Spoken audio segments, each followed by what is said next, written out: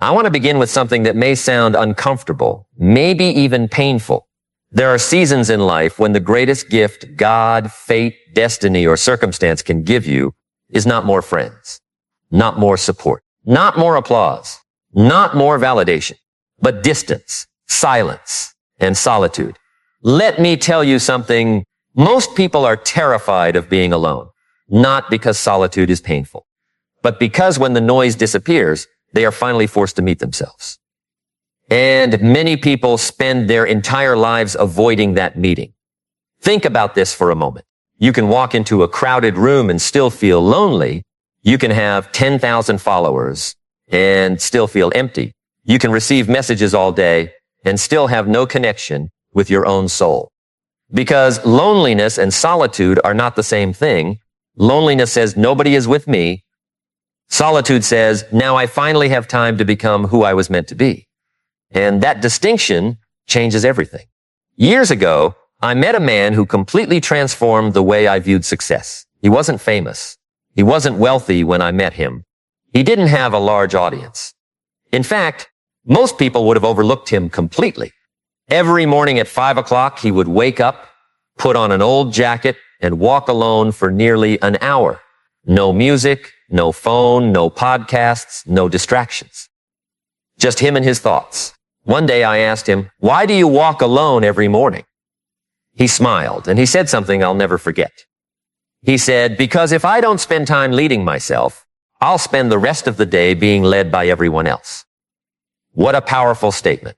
If I don't spend time leading myself, I'll spend the rest of the day being led by everyone else. You see, here's what most people don't understand. The world is constantly trying to tell you who you should be. Social media has an opinion. Your friends have an opinion. Your family has an opinion. Your coworkers have an opinion. Strangers have opinions. Everyone has instructions for your life. But very few people ever create enough silence to hear their own voice. And when you never hear your own voice, you spend years building a life that doesn't belong to you. You chase goals you don't even want. You impress people you don't even respect. You buy things you don't even need. You become successful by society's standards while feeling empty inside because somewhere along the journey, you lost contact with yourself. And intentional solitude is the road back home, not isolation, not hiding, not running away from responsibility. Intentional solitude, there is a difference. Isolation weakens you. Solitude strengthens you. Isolation is escaping people. Solitude is discovering yourself. Isolation is fear. Solitude is growth. Think about every great transformation story you've ever heard. The athlete training before dawn. The entrepreneur working after everyone sleeps. The artist practicing when nobody is watching. The author writing chapter after chapter in an empty room. The visionary spending years developing ideas before the world notices. Growth often happens in private before it becomes visible in public. The roots grow before the tree rises. And yet modern culture teaches us something completely different. It teaches us to fear silence. The moment we are alone, we reach for a screen. The moment we are uncomfortable, we seek distraction. The moment we feel uncertainty, we search for entertainment. Anything to avoid being alone with our own thoughts. But what if the answers you've been searching for are hiding inside the very silence you've been avoiding? Think about that. What if your next breakthrough is waiting in solitude? What if your next level requires separation? What if your future is asking you to spend more time listening and less time reacting? I learned something years ago. Your life changes dramatically when you become comfortable walking alone. Not because you stop loving people, not because relationships stop mattering, but because your identity stops depending on constant approval. And that's freedom. Real freedom.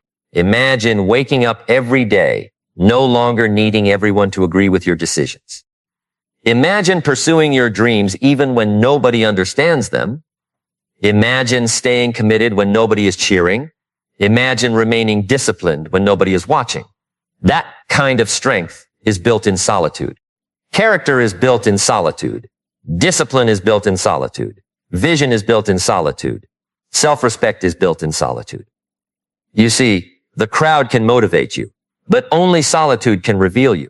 And that's where the transformation begins. There was a young woman I once heard about who worked a regular job, nothing extraordinary, average income, average circumstances, average opportunities. But she had extraordinary determination. Every evening after work, she spent 2 hours alone learning new skills, no recognition, no applause, no audience. While her friends spent their evenings scrolling endlessly through distractions, she invested in herself day after day, week after week, month after month, year after year. The compound effect began working. And here's the fascinating thing about the compound effect. It doesn't care whether you're famous. It doesn't care about your background. It doesn't care where you started. Small actions repeated consistently create extraordinary outcomes, and solitude creates the environment where those small actions can happen. Eventually, that woman changed careers, then doubled her income, then started helping others. People looked at her success and called her lucky, but they never saw the lonely evenings. They never saw the sacrifices. They never saw the silent investment. They saw the harvest. They never saw the planting. And that's how success works. The world celebrates public victories, but victories are born in private. Here's what most people don't understand about intentional solitude. It doesn't just improve your success. It improves your judgment. When you're constantly surrounded by noise, your thinking becomes borrowed. You begin absorbing opinions without examining them. You start reacting instead of reflecting. You become emotionally manipulated by whatever is loudest. But solitude creates clarity, and clarity creates power. Think about a muddy glass of water. Shake it continuously, and it remains cloudy. Leave it still long enough, and everything settles. Your mind works the same way. Most people don't need more information. They need more reflection. They don't need another motivational video.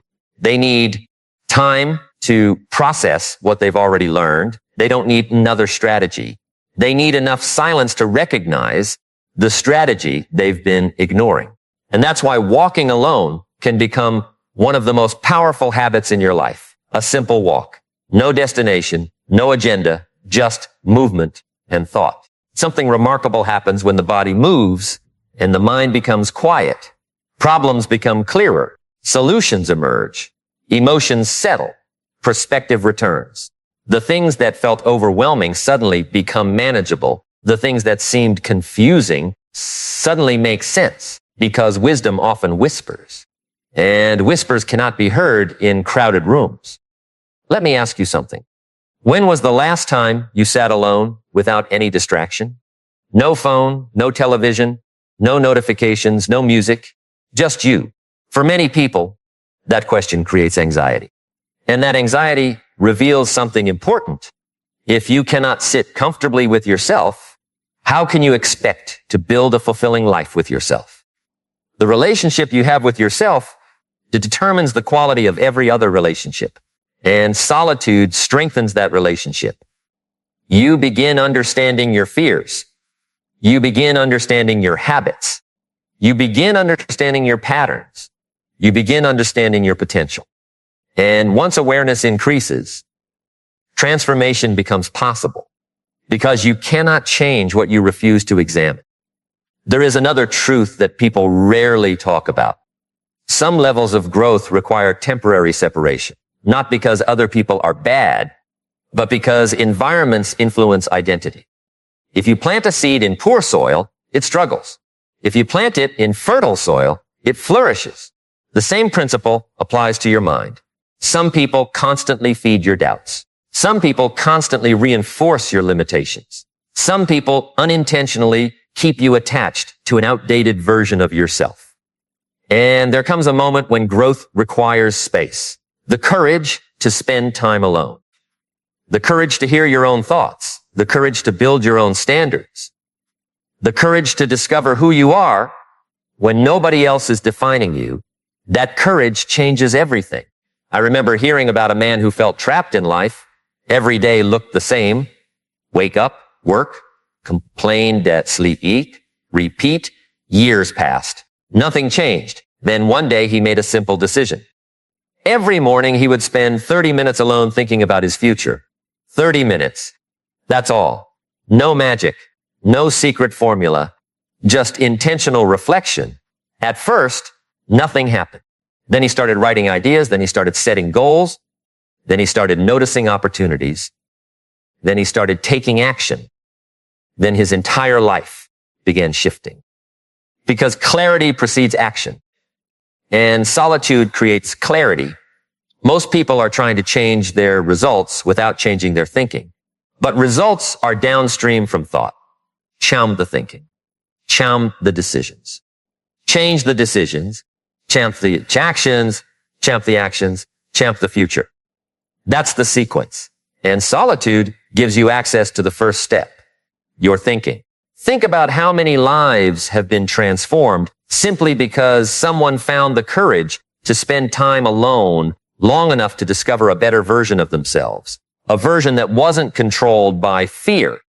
A version that wasn't addicted to approval. A version that wasn't limited by old stories. A version that was willing to grow. Because growth often begins with a difficult realization. The realization that nobody is coming to rescue you. And oddly enough, that realization is empowering. Because the moment you stop waiting for rescue, you start building strength. You start taking responsibility. You start taking ownership. You start becoming the architect of your future. And that journey usually begins in solitude. Not in the spotlight, not in the crowd, not on the stage. But alone. With your thoughts.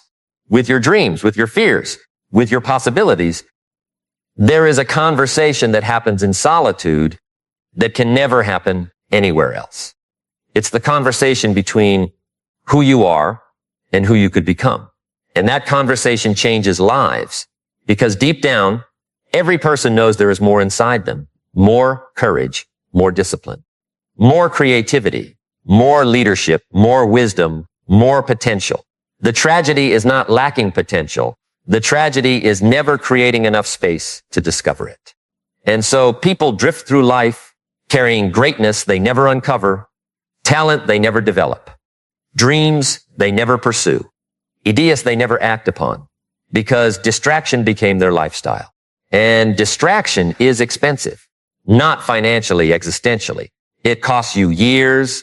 It costs you opportunities. It costs you growth. It costs you the person you could have become.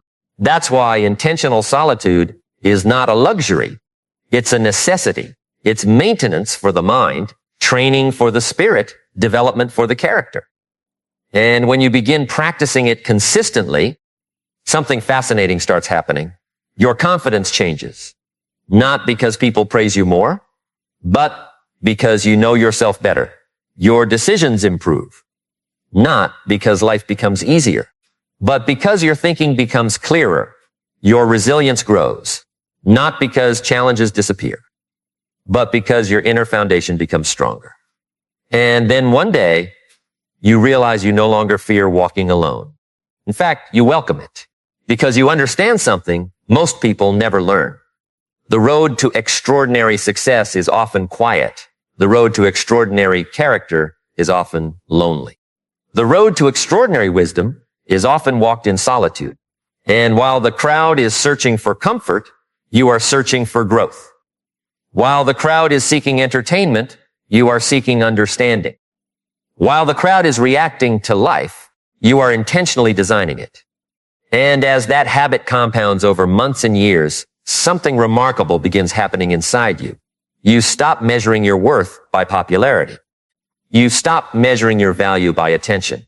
You stop measuring your identity by comparison. Instead, you begin measuring your life by progress. And progress is addictive in the most beautiful way.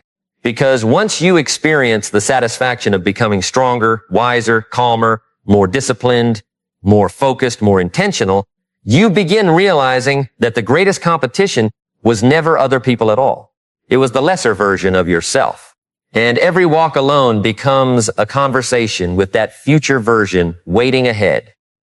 For years, that future version has been calling your name, not shouting, not demanding, just waiting patiently on the other side of your excuses, waiting on the other side of your distractions, waiting on the other side of your comfort zone. And every time you choose intentional solitude, every time you choose reflection over reaction, every time you choose growth over entertainment, you take another step toward becoming that person. Let me tell you something that changed my life.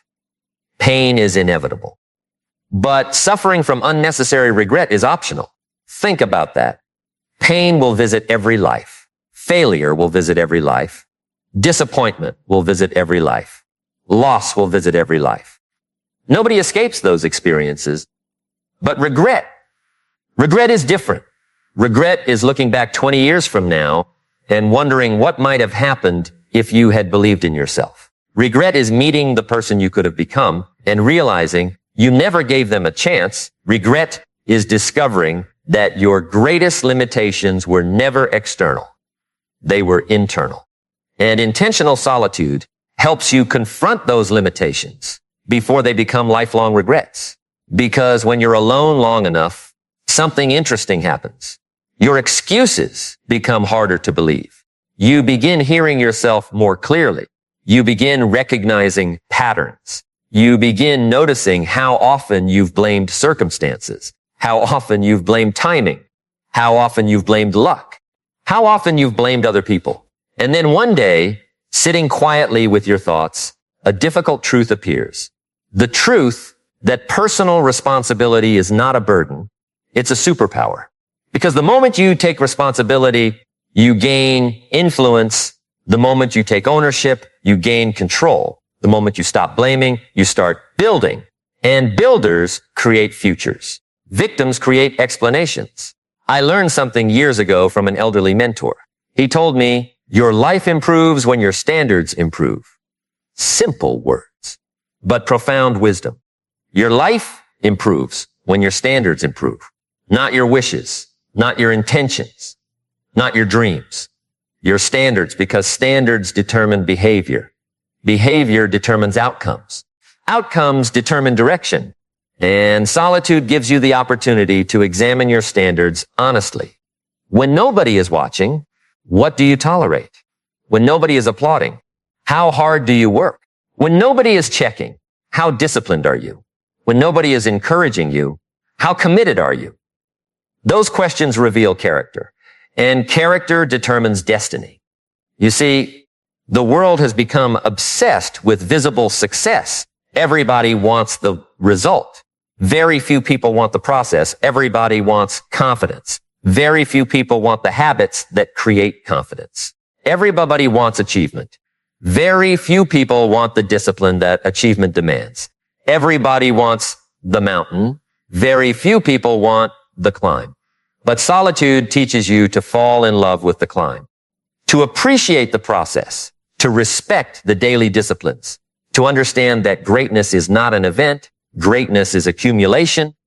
It's accumulated effort, accumulated wisdom, accumulated discipline, accumulated consistency, accumulated integrity. And these things are usually developed when nobody is paying attention. Think about the bamboo tree. For years, it appears as though nothing is happening.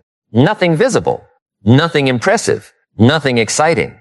But beneath the surface, roots are spreading, strength is developing, foundations are being established. Then suddenly, growth becomes explosive. People see the growth and call it sudden. But it wasn't sudden. The preparation was simply invisible. And your life may be in one of those seasons right now. A season where it feels like nobody notices. A season where progress seems slow.